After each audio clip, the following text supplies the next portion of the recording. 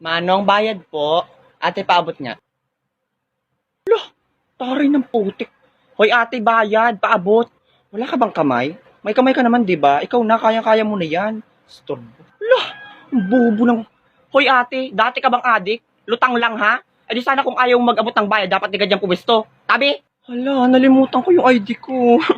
Bahala na.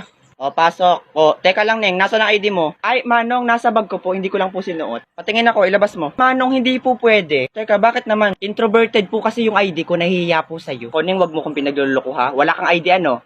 Manong, may ID nga po ako. Ang gulo nyo naman. Nabit nasa loob ng bag ko. ID, ilabas mo nga, Neng. Meron nga. Nahihiya nga po Patingin nga ako, ilabas mo. Bahala ka dyan. Hoy, Trisha, bumalik ka dito. Susumbong kita sa advisor mo. Oh, lol! Ate, sukli ko po. Oh, candy na lang, Toy. La, ate, bakit hindi? Hindi ko naman maibibili ito eh. Saka ang dami pa pong barya. O, yan na lang po, sukli nyo sa akin. Okay na yan, Toy. Panukli ko pa kasi yan mamaya eh. La, ate, hindi po ako mahilig sa candy. Doon ka na nga, Toy. Ang dami pang nabili, oh. Ganun ha?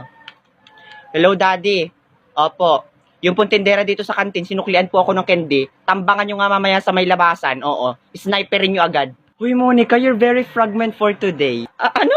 Anong fragment, Torjang? Oh my gosh, Monica, you're very bobowers, ha? Fragment. Mabango in Tagalog. Duh. Fragrant kasi, Torjang. Fragrant. Fragment. Basta, yun na yun. Oo. Alam mo naman eh. By the way, what's your perfume? Ay, buti na tanong mo, Torjang. Ano? Avon, page 14, oo. Nirab ko lang siya sa leeg ko. Di ba ang bango? Yuck! Very ka there. Napaka-cheap. Ew. By the way, meron pa?